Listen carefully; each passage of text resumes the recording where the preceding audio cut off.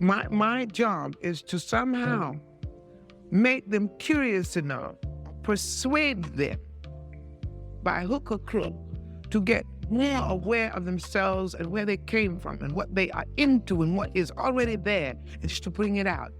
This is what compels me to compel them, and I will do it by whatever means necessary. Welcome to the Black Girls Heal podcast, where we talk about healing our intimacy disorders, unresolved trauma, and building a healthy relationship with first ourselves and then others. Every episode, we will talk about advice you can apply today to break unhealthy patterns and grow in your self-worth. I'm Sheena Lachey, love addiction coach and trauma specialist. Let's begin. Hello, and welcome to the latest episode of Black Girls Heal. I am overjoyed to be with you again this week. So in today's episode, we are doing a throwback episode to something that I posted 3 years ago. Sometimes when I do recall episodes, it is wild to me to be able to say that there was an episode that was posted 3 years ago that has not been repeated with all the content that has been put out here. But I thought that this topic is a great one to focus on because it is about 3 ways to know that you have grown and that you are healthier. With all of the focus on the problems that we're here to fix, to change, to transform, it's so important for us to pause and to celebrate. And so we are going to do a throwback episode today because it's worth reminding ourselves to pause and to just live in the blessings and look at the big steps that we have made and own it. So that's what we're going to be doing today. So you may hear me say a little bit of what I just said again in the intro for this upcoming episode, but I hope that you enjoy it and I hope that it's exactly what your soul needs today.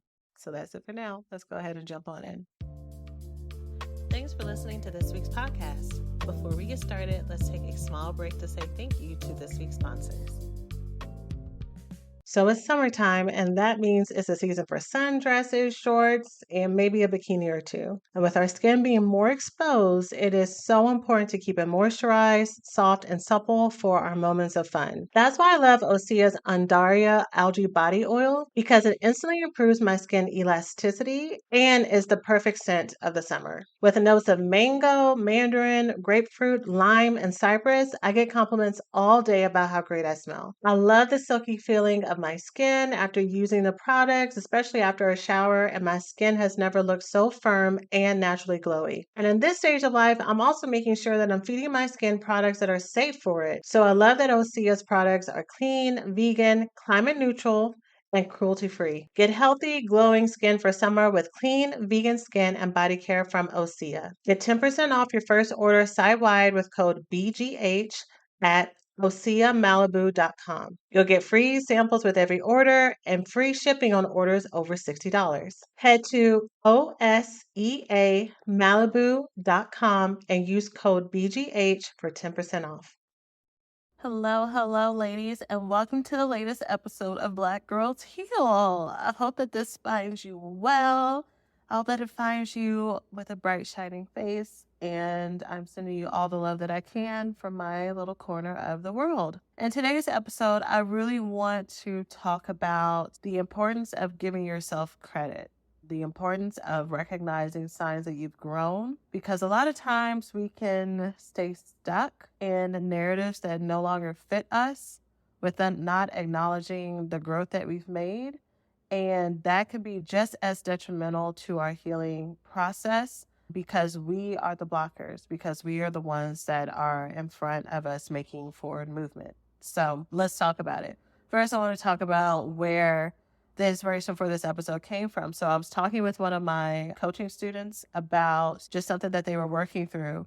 And they kept prefacing their questions and giving me this disclaimer of like, so, I'm love avoidant and I'm trying not to be love avoidant, or I'm trying to make sure I don't go back to being love avoidant. And I had to stop her at one point and I was like, ma'am, I didn't say ma'am, but I said her name. But I was like, girl, like, you are not love avoidant. I don't think that fits for you anymore because you're doing this, you're expressing these feelings, you're saying this, you're being open about this, you're already having these conversations with people unprompted, you're being vulnerable, you're coming to me, you're expressing your deepest desires. You know what it is that you are open and available for, and you are receiving it. You're not love avoidant, or it doesn't sound love avoidant to me. And she was like, yeah, I'm not love avoidant anymore. And I was like, I know.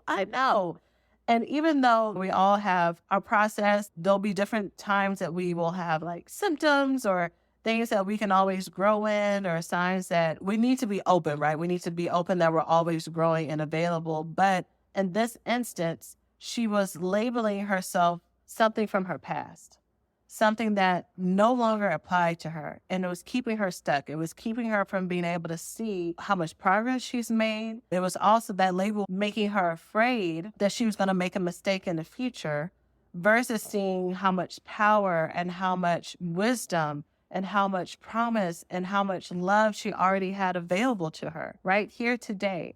And that was only going to grow in her life going forward. I think a lot of times we can be very stingy with giving ourselves these compliments of self-growth and self-love because we're afraid of making ourselves look like a fool. We're afraid of looking like a fool to other people. Maybe we've had declarations in the past where we've said, I'm a new person, I've changed, only to just wind up in the same situation all over again. And so that felt embarrassing for us. Again, embarrassing if it happened front-facing in front of other people, or just embarrassing for ourselves.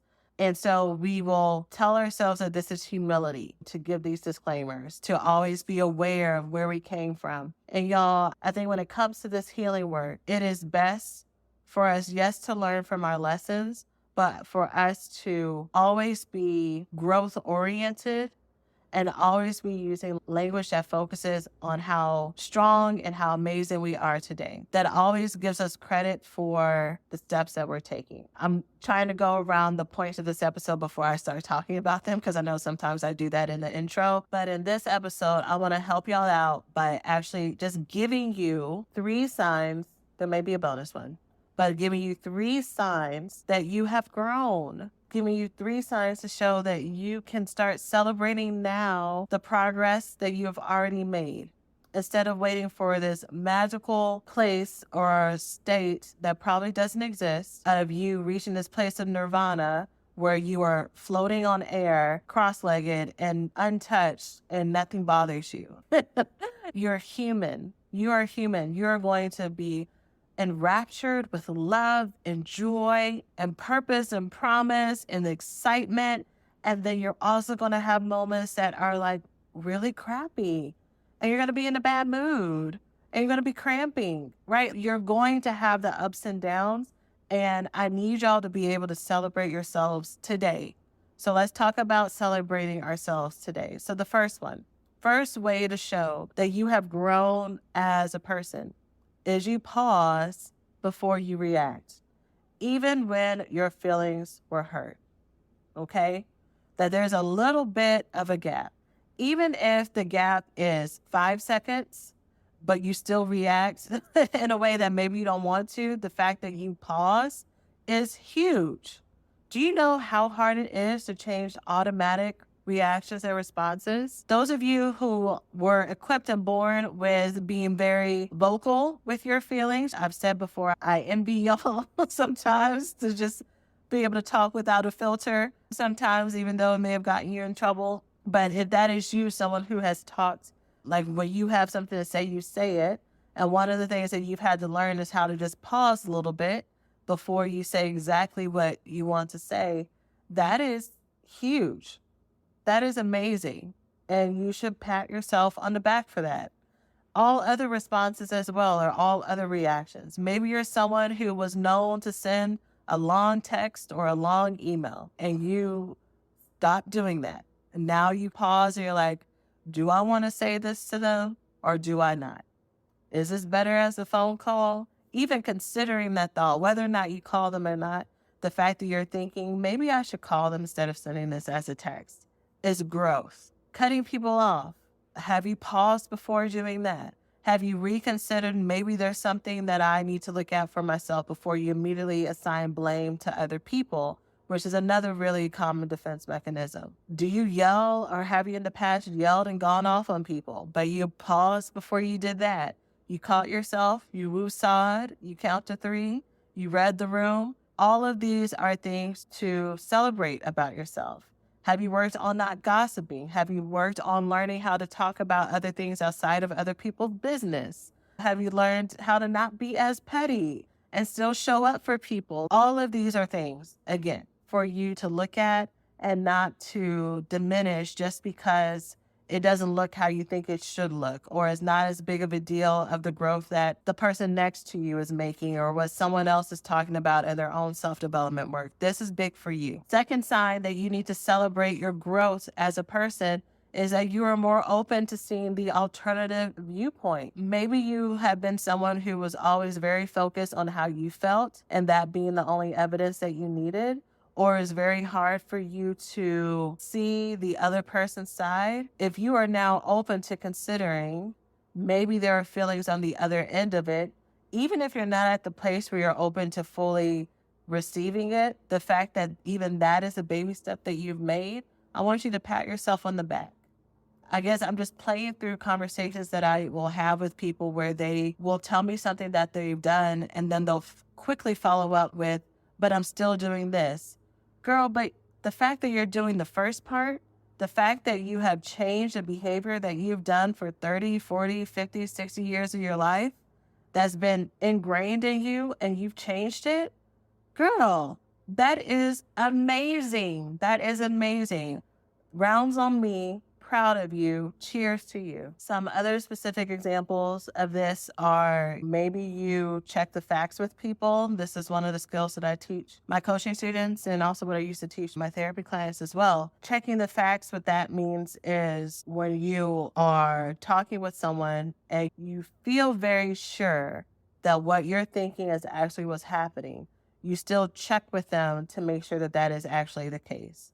And you do it in a way that's not accusatory. So if I really feel like someone made a comment to me because they're secretly thinking X about me, I'm going to go to them and I'm going to say, hey, when you said this, what did you mean by that? Or when you said this, what I made up about that is that you really were saying this. Is that true? The 3-word phrase, is that true, is such an amazing phrase that will help you get grounded, especially if you're doing it from a genuine place that, again, is not accusatory and isn't always telling somebody, you did this because this is what you meant, and you did this because you were trying to hurt me, and you're not already assigning an intention to somebody. That's going to make anybody want to stand up and fight, right? Even people who want to have a peaceful relationship, that's a challenge. That's an aggressive statement. That's an aggressive way to approach trying to have reconciliation. You're not priming the situation for reconciliation when you start off that way. So asking questions, being curious before you respond is helpful. And especially that's so helpful for those of us who have trust issues. What we've done is we've spent our whole lives reading the room and analyzing people's situations and coming to conclusions in our own mind and being very assured with that so that we don't even ask any questions because we know, like we just feel very confident that we are great at interpreting other people's behaviors and we have great observation skills.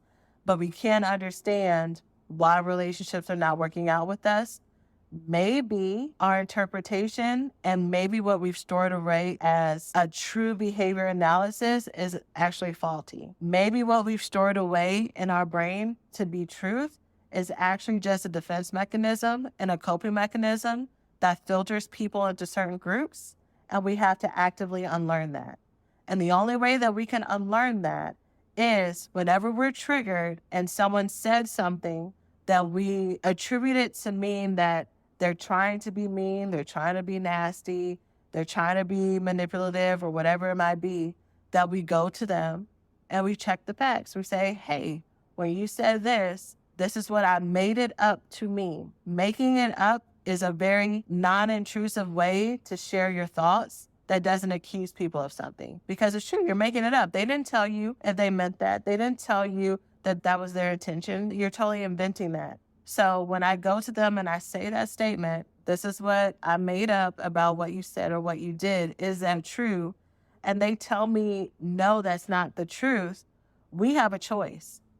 we have a choice on whether or not to believe them. Sometimes believing that we don't want to do that, not because it's not believable, but because now I really might have to change my viewpoint and my perspective and the way I see people and the way that I see relationships. This especially happens in romantic partnerships, especially if we've had relationship trauma. And we are very clear, like we know exactly what men are like. We know exactly what women are like. We know exactly what fill in the blank group is like. When someone tells us something outside of that, we may fight and be resistant to believe it.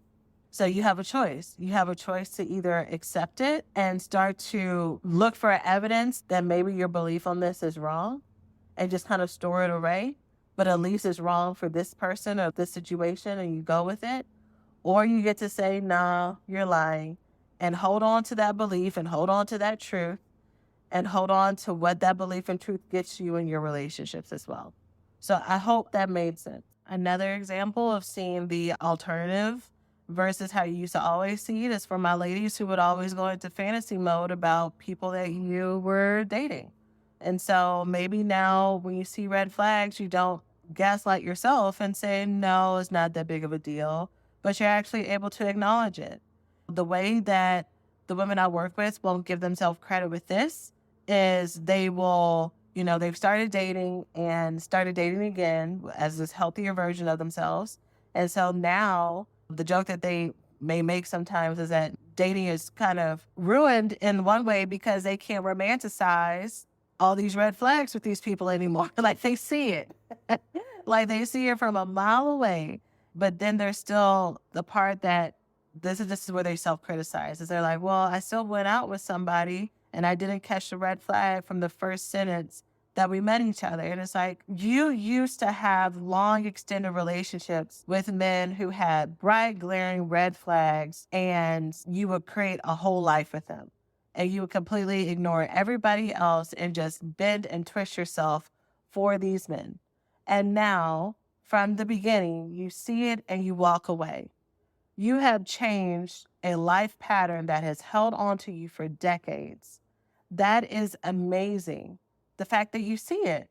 And so now you see where the dusties are. Now you see where the scam artists are. Now you see where the unavailable people are. And so now that you're attuned to that, you can move them off of your plate and now actually have space for people who are available. This is all good. You have to be able to do one step to get to the next one. And so again, please do not rush your progress or not celebrate yourself for these generational and lifelong patterns that you've been holding. Hey, we hope you're enjoying the podcast so far. Let's take a quick break to say thanks to this week's sponsors. Who remembers watching The Fresh Prince growing up? I don't know about you, but Monday nights, my family was always tuned in. To be able to watch an accomplished Black family that balanced culture, art, humor, and togetherness was so inspiring and healing. And watching Will, Carlton, Ashley, Hillary, and even Aunt Viv during her infamous dance sequence go through so many coming of age moments as they discovered themselves and what was most important to them absolutely helped me have confidence to fully embody who I am. Cultural figures and moments like this are so important for us to continue to talk about, review, and celebrate as Black people. And if you're interested in learning more about these types of stories, you have to check out NPR Podcast. NPR has a new collection of podcast episodes celebrating the Black experience. In NPR's Black Stories, Black Truths collection, you'll hear stories of joy and resilience, empowerment, and creating world shifting things out of struggle. Each episode is a living account about what it means to be Black today, told from a unique Black experience. From Megan Thee Stallion to the Fresh Prince of Bel-Air, Michelle Obama to the women behind the Montgomery bus boycott, there's no limit to the range of NPR. Listen now to Black Stories, Black Truths from NPR wherever you get your podcasts. If you are into the magic of cycle syncing, then you know that the week before you start your period can be vicious. It's the time when your emotions are so off and you're more prone to feeling down, unexpected cravings, and just feeling so uncomfortable in your own skin. If you can relate to any of these experiences, Hormone Harmony's Estro Control may be just the product for you to help you manage symptoms of PMS.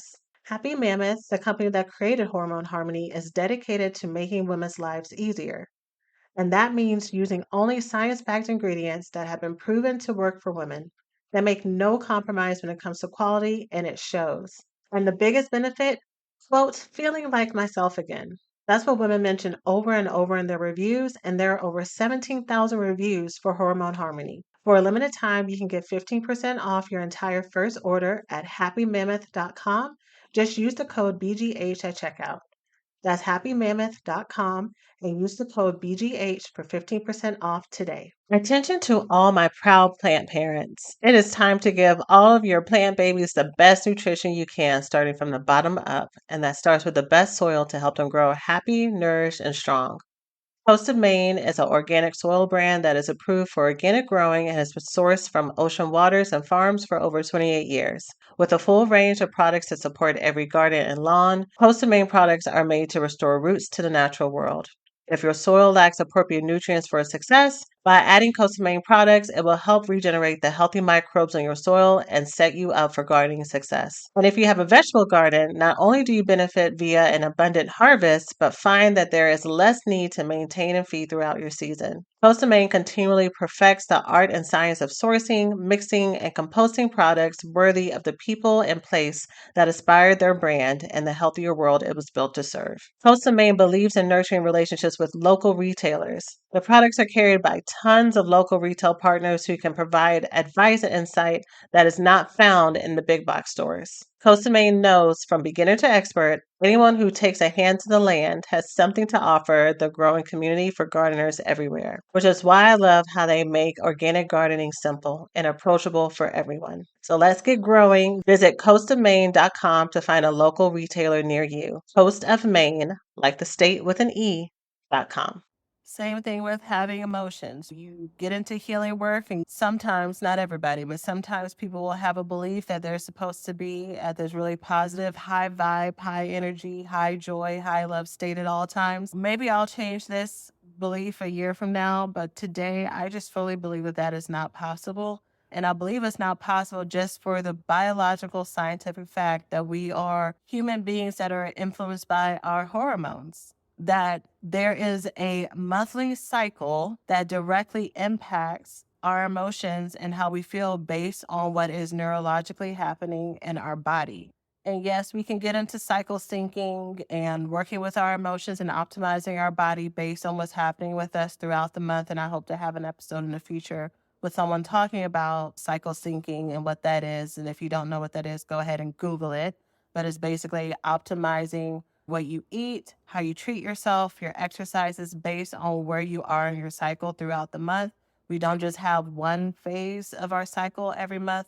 There are 4, and our bodies do distinct different things and need distinct and different things during those 4 phases every month, which is why we will have the ups and downs in our moods and our energy levels and our inspiration and our creativity and all of that. And that's something we need to learn about ourselves. But anyways, unlearning this belief that I always have to be happy and positive versus I get to choose the meaning that I attach to my emotions and to my feelings. I get to choose whether or not I see those as resources and as gifts and as direction, or whether or not I see those as deficits. And it's that belief that's going to be the difference in your mood. That's the belief that's going to change the direction of where you go with those emotions, not the emotions themselves. And that leads right into the third one, which is the third sign that you've grown as a person, is that you're able to feel your emotions and validate them. So many women, especially so many Black women that I've worked with, it is such a common trend that we were taught to be strong, that we were taught to be impervious to things that happen in our life so that we can be resilient and work twice as hard and get twice as half as far. You know all of the idioms, you know all the things that go along with that. And so tapping into that vulnerability and tapping into those emotions and letting ourselves feel them and embrace them and sit with them and also let other people see them as well, and letting people see them who don't have to know us for 5 years before we let them in. Those are all amazing, amazing milestones for us. If you have noticed that you are feeling your feelings more when you typically not let yourself feel your feelings, or always distract yourself or push them down, that is great. That is so good. And I want you to pat yourself on the back. If you are sharing your emotions with people, even if you don't share them immediately, even if it takes you like a week or 2 weeks to pick up the phone or tell somebody what you've been going through, if you are someone who has never shared anything with anyone before, pat yourself on the back. This is all evidence of your progress and forward movement. The bonus one that I'll share that's related to this one is when you share emotions with people, that you are now sharing them with people who are safe, people who are intentionally those that you have chosen that are safe for you. So what may have happened in the past for some people is that you might have shared your emotions where you shared it with someone who didn't really listen to you or didn't really care, or was always going to be the person who would go and tell you that you shouldn't feel that way and that you should be more positive, or that it's not that big of a deal. And you would set yourself up for heartbreak and for disappointment. And it would just reaffirm that belief that I can't share my emotions with people because people aren't going to understand and people don't care. Well, it's because you keep sharing with people who don't care. It doesn't mean that people in general don't care. You've picked the 2 or 3 people in your life who are shysty and not there for you. And then you feel surprised that it keeps happening. Now, sometimes y'all, and here's the other thing I'll say about that, since I talked about the 2 or 3 people, for some of y'all, you may have removed 2 or 3 people from your life who you have already identified as shysty, and everybody else in your life, you're like, but they also seem shysty too. So what do you mean it's not everybody? You got to look at it as the fact that the previous version of you established a whole ecosystem of people who treated her a certain way. So you had a certain standard and certain level of trust and a certain level of openness. And so you surrounded yourself with only people who respond to you in the way that you felt like you deserved. And a lot of that is subconscious. So it might be possible that you need to recreate a new community system and new ecosystem. It may be possible that you need to listen to the episode that we had with Danielle Jackson a few episodes ago about how to make adult friends, and listen to that episode, and you might need to start to recreate a different inner circle because you have a new version of you. You have a new level of you. And the relationships that worked in the past may not work now. Maybe those relationships were really great at holding you down and being emotionally supportive for where you were, but now you need something deeper. Now you need something where people can actually listen to you and give you feedback and advice that's actually functional, or be able to tolerate you having negative emotions without having to fix it, or throw a positive quote or cliche at you, which just feels, again, diminishing or doesn't validate what you're feeling. If you have broken the cycle to be able to identify that these people are unsafe, that's fantastic. You were never able to see that before. Even if you don't have healthy people in your life right now that you can call and pick up the phone, the fact that you are starting to contemplate and see that maybe who's around me is not who should always be there with me is fantastic, because these probably were going to be your ride or dies to the very end. And you're going to keep getting the same heartbreak and disappointment your whole life until you did something different. And so the fact that you are pausing and changing direction is so good. And I need you, again, to pat yourself on the back and love on yourself and say, I am changing. I am in progress. I am in motion. I am different than I was yesterday. I am different than I was the day before that. I was different than I was a year ago, right? And praise God for that. Praise God for that. So that's it for this episode. Shorter and sweet. I hope that you found it helpful, and I can't wait to see you in our next episode. Talk to you later. Take care of yourselves. Thanks for listening to this week's podcast. Before we get started, let's take a small break to say thank you to this week's sponsors.